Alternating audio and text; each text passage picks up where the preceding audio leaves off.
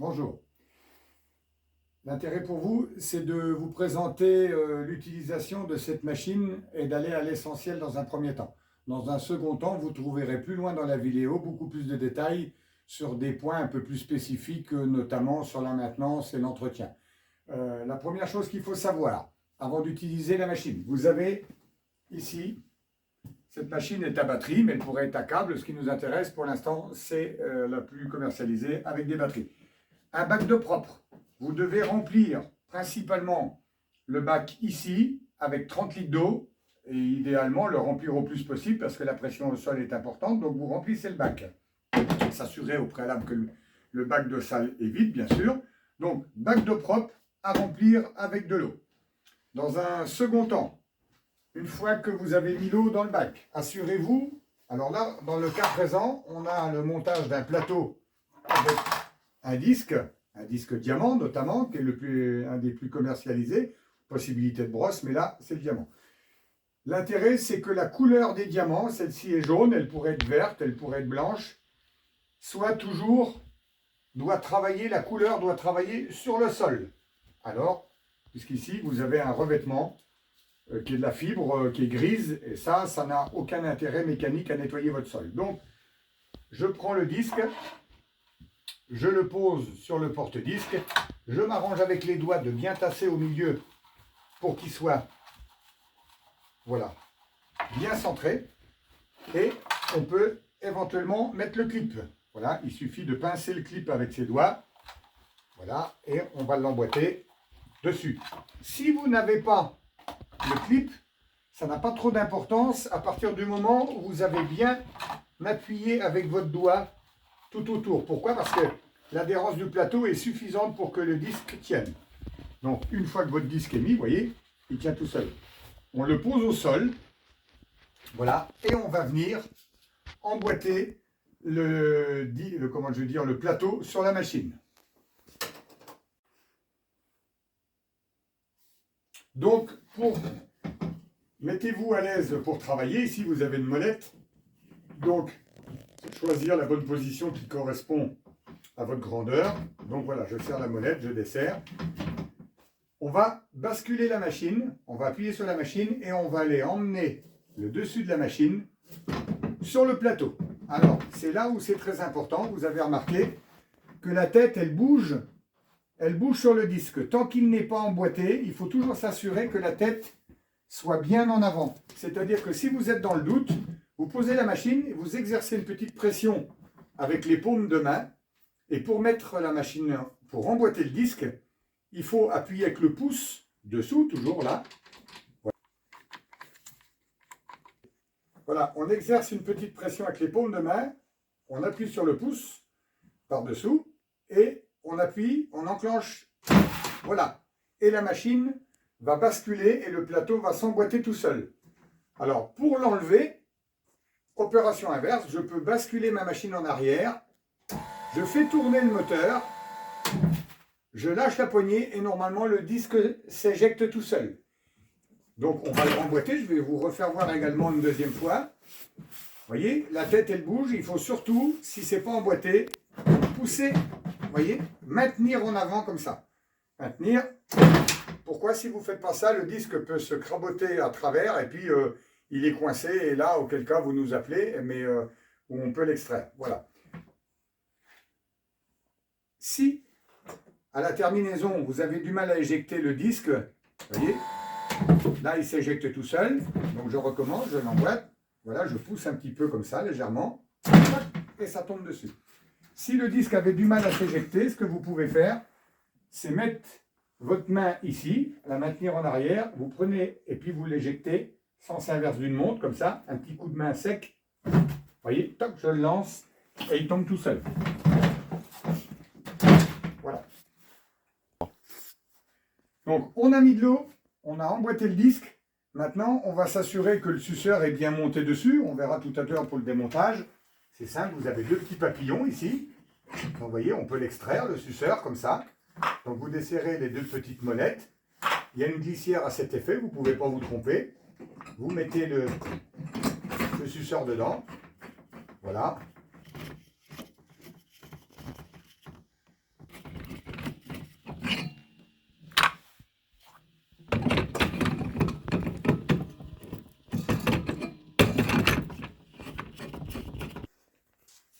Une fois que le suceur est monté, vous serrez modérément ici. À partir de ce moment, vous vérifiez que votre tuyau d'aspiration, et celui-ci qui n'a pas de sens, hein, qu'il soit connecté au réservoir de sale, ici, et vous l'emboîtez ici.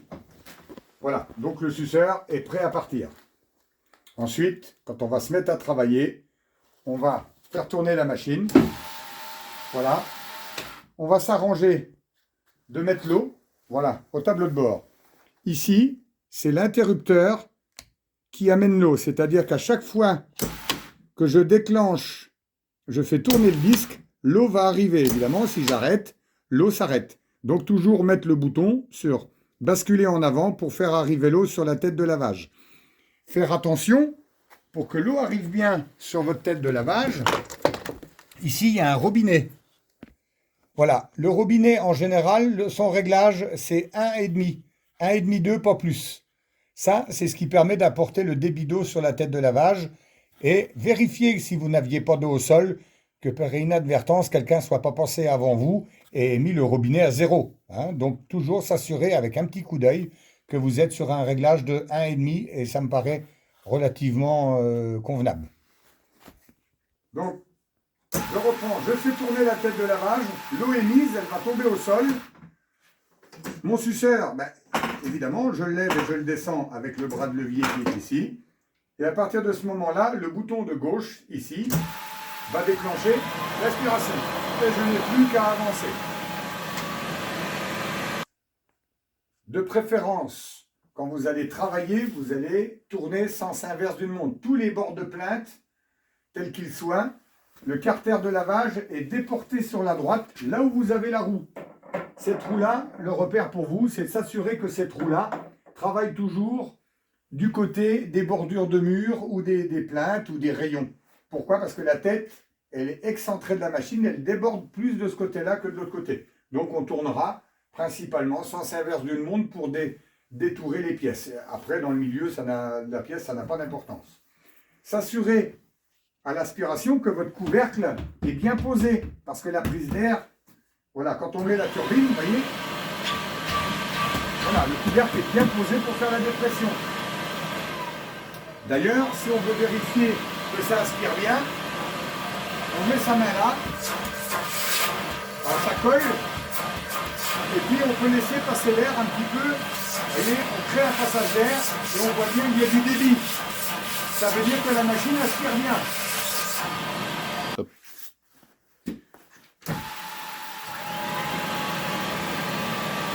Voilà, imaginez que vous avez besoin de vider le bac de sale, vous arrêtez l'aspiration, bien entendu, vous relevez votre suceur, voilà, vous levez la machine et vous partez avec comme une brouette, et vous allez vous arranger de vous trouver un égout pour vider. Comment on vide la machine? Le bac de sale, eh bien on peut lever le couvercle si on le désire pour voir, normalement l'eau doit être. Et vous allez lever la partie bac au sale, voilà. Vous allez éventuellement, si vous avez une grille, vous allez pincer le tuyau comme ça, pour éviter de vous faire débarbouiller, excusez-moi l'expression. Et puis, une fois que vous avez ouvert le bouchon, ça vous permet simplement d'ouvrir au dernier moment ici, hop, dans le caniveau, pour vider. Et à partir de ce moment-là, une fois que c'est vide, vous pouvez des fois, pencher un petit peu la machine, et puis rincer avec un tuyau. On verra tout à l'heure pour le nettoyage. Avant de remettre le tuyau en place, le tuyau de vidange de sale, s'assurer que le bouchon, c'est un montage quart de tour, qui soit bien mis, voilà, qui tienne bien, parce que quand on le pose ici, il ne faut pas que l'air, quand on a mis le couvercle ici qu'on travaille, il ne faut pas que l'air rentre par ici. Donc si l'air ne peut pas rentrer ici, qu'elle ne rentre pas par le couvercle, par conséquent, elle ne peut que aspirer au niveau du suceur. Voilà, passez par ce tuyau-là, le tuyau d'aspiration. Donc, on considère que vous avez fini de travailler avec. Idéalement, vous éjectez, vous levez la machine, on fait tourner. Vous voyez le moteur, je lâche, tac, hop, et le disque s'éjecte. À partir de ce moment-là, voilà, vous vous assurerez que le disque il n'y ait pas d'impureté, je dirais des mimis qui soient dessus. Donc vous pouvez le nettoyer manuellement, pourquoi pas le rincer à l'eau. Et ça vous permet de stocker le disque debout pour pas que ça sente mauvais et vérifier qu'il n'y a pas un gravier ou quelque chose qui soit coincé dans la fibre. Alors pour le nettoyage, on a vu tout à l'heure, première des choses, on va vidanger. Donc ça, on l'a vu. Vous ouvrez le couvercle ici. Vous pincez ici si vraiment la grille pose problème. Vous posez, vous ouvrez doucement le pli ici et hop, vous videz. À partir de ce moment-là, vous prenez un jet d'eau et puis vous rincez le bac de salle. Voilà, assurez-vous que le filtre ici, c'est le filtre qui sert à l'aspiration. Il arrive quelquefois où il peut être relativement encrassé. Vous le passez sous l'eau, vous voyez, c'est la bille de sécurité. Voilà, hein, on s'arrange que le tamis de voir le jour à travers. Voilà, il est simplement posé. Voilà, on considère que j'ai bien rincé mon bac de salle. Je remets le bouchon correctement, très important pour la prochaine fois quand je vais l'utiliser. Je l'accroche ici et je vais nettoyer mon suceur. Très simple pour nettoyer le suceur. Je déboîte le tuyau ici. Voilà. Et je dévisse les deux papillons qui sont serrés au préalable modérément. Je sors mon suceur et à partir de ce moment-là, je vais nettoyer l'intérieur du suceur de façon à ce que ça ne sèche pas dedans et vérifier l'état d'usure des raclettes. Mais enfin, l'état d'usure des raclettes, c'est à faire régulièrement. Il ne faut pas que la raclette, il y a un angle vif ici. L'angle de la raclette, les angles doivent être très vifs pour être sûr de bien aspirer. Si vous sentez que là, il y a une usure prononcée et que c'est plat, eh bien, vous pouvez la retourner. Et si vous souhaitez, pour être sûr de bien rincer, il se peut qu'à un moment donné, si ça manque, la machine manquait d'entretien, vous avez un coude ici. Il faut vérifier qu'il ne soit pas bouché à la longue qui se bouche. Donc on envoie de l'eau dans le coude ici et on s'assure que l'eau le sort à l'autre bout.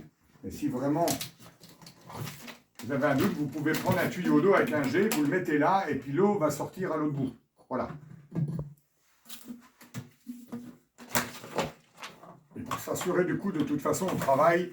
De toute façon, quand vous avez un doute, vous fermez bien le couvercle, vous mettez l'aspiration, vous voyez, et là ça aspire bien. Il n'y a aucune raison que la machine ne fasse pas son travail quand on sent qu'il y a un bon débit d'air ici. Je m'arrange toujours de stocker la machine avec le couvercle décalé et non pas comme ça. Pourquoi? Parce que les mauvaises odeurs vont rester dans le bac. Les premiers mètres, quand vous allez travailler, ça va sentir relativement mauvais. Donc, on met le couvercle de travers ou on le met comme ça, mais que le bac soit bien aéré. C'est très important. Voilà, la machine est propre. Maintenant, on va procéder à la charge des batteries. C'est très simple, vous avez un cordon à cet effet. Le cordon se branche ici, à l'emplacement où il y a le caoutchouc. Voilà. Et vous allez brancher dans une prise. Il n'y a rien à faire d'autre que de brancher dans la prise. Quand les batteries vont être chargées, le chargeur qui est à l'intérieur va s'arrêter tout seul. Donc, il faut une nuit, on va dire, entre 6 et 10 heures pour charger. Donc, vous la laissez une nuit chargée et quand vous arrivez le lendemain, elle est chargée. Si vous aviez un doute sur la charge des batteries, on peut toujours vérifier le curseur du chargeur, au cas échéant. Et là, il suffit de desserrer ce papillon-là. Voilà, le petit papillon. On bascule le corps de la machine et à partir de là, on lève la petite bâche devant et ici, on a un chargeur. Alors là, il est éteint, mais sinon, on aurait le témoin rouge, témoin orange et témoin vert. Témoin rouge, la batterie est à charger. Orange, elle est en cours de charge, à mi-charge. Et témoin vert, elles sont bien chargées. Si vous avez un doute, vous l'avez branché, vous ne savez pas d'où vous en êtes, évidemment, elle arrêtera au bout d'un quart d'heure. Donc là, ça veut dire que les batteries ne sont pas chargées. Mais vous avez l'assurance de pouvoir vérifier la charge à ce niveau-là, parce que le chargeur est dans la machine. Voilà. Si vous partez sur une période un peu longue sans utiliser la machine, c'est-à-dire plus de 8 jours, 15 jours, vous avez la solution de débrancher la prise Voilà, ça isole les batteries qui sont dans le coffre ici. Vous voyez? Donc, et là, ça se branche. Voilà, il suffit de rebrancher. On ne peut pas se tromper au niveau de la broche. Voilà, et là, les batteries sont connectées à la machine. Voilà, un stockage trop longtemps, on débranche. Voilà, pour plus de sécurité, pour éviter de vider les batteries. Voilà, mais toujours charger les batteries avant un gros stockage. Enfin, un gros stockage. Sur une période longue. Voilà, donc je laisse tomber la bâche. Le petit plastique. Je remets le couvercle. Et là, hop, je cherche le trou, je visse gentiment. Voilà. Théoriquement, vous n'avez pas à accéder tous les 4 matins au chargeur. Théoriquement, vous l'avez branché, ça se charge, vous travaillez avec, etc. Hein? Bon. Donc, si j'avais besoin de déplacer la machine, de l'emmener dans un véhicule, ou que j'ai mis, je ne sais quoi, un produit qui ne correspondrait pas dans le réservoir, de toute façon, nous, on vous invite à travailler qu'avec de l'eau. À partir du moment où vous avez des disques diamants, l'action mécanique est suffisante. Donc, on ne met que de l'eau propre. Pourquoi? Parce que ça évite que le dépôt de chimie se fasse dans le fond du bac. Tous ceux qui mettent de la chimie dans les bacs, le problème, c'est que si vous ne vidangez pas le bac d'eau propre après avoir fini votre chantier, la chimie se dépose dans le fond, elle vient boucher le filtre et on a des problèmes d'arrivée d'eau qui arrivent souvent. Donc, toute machine qui utilise de la chimie, on doit vider le réservoir à chaque fois. Chose qui ne sera pas fait forcément, mais par l'opérateur, mais c'est pourtant conseillé, très fortement conseillé. Là, on peut vider le bac. Alors ça, c'est le bac d'eau propre. On met le propre, ça c'est le bac de sale, vous l'avez bien compris. Si on veut vider le bac d'eau propre, vous avez ici un bouchon.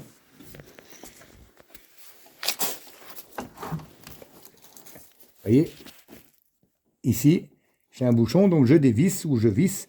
Et là, vous allez vider les 30 litres d'eau par terre. Voilà, donc l'intérêt, c'est de le laisser fermer. Vous n'avez pas lieu de vidanger si c'est uniquement que de l'eau propre.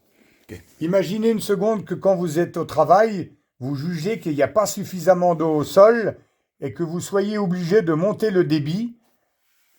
C'est pas normal. Ça veut dire que le filtre dessous est bouché. Voilà, normalement à 1,5-2, vous devez avoir, quand vous travaillez, vous faites un essai sans aspirer, vous devez avoir de l'eau suffisante au sol quand vous avancez. S'il n'y avait pas assez d'eau, vous pouvez monter le débit, mais quand vous commencez à monter à 3 ou 4, posez-vous la bonne question. Je pense que le filtre est en train de se boucher. Vous avez sous la machine un filtre à nettoyer régulièrement, mais qui peut se faire lors d'une maintenance par nous-mêmes également. D'eau et que vous avez réglé le robinet à fond et qu'il n'y a pas assez d'eau au sol, vous avez un filtre ici, dessous, là. On va le dévisser, on peut l'enlever, il y a un tamis. Voilà. Donc ça, voilà, il est ici.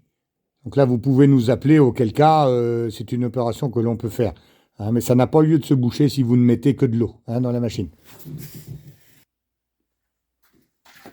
Voilà, merci de votre écoute. Nous restons à votre disposition. Merci de prévenir les personnes concernées s'il y avait un problème et auquel cas, vous avez souvent un autocollant sur la machine et c'est mon numéro de téléphone auquel cas. Hein, et hiérarchiquement, passez par vos responsables avant de m'appeler pour signaler si l'on doit intervenir. Merci à vous, bonne journée, bon courage, à bientôt.